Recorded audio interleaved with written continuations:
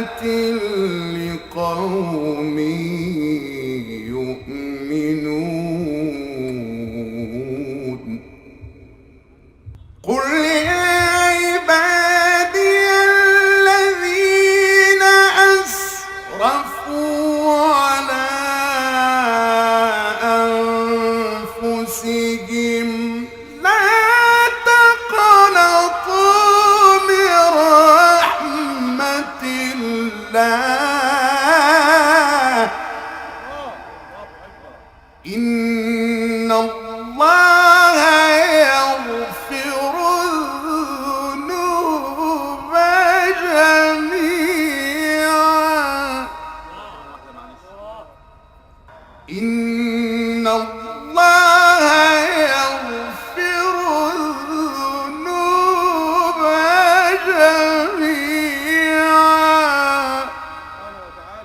إِنَّهُ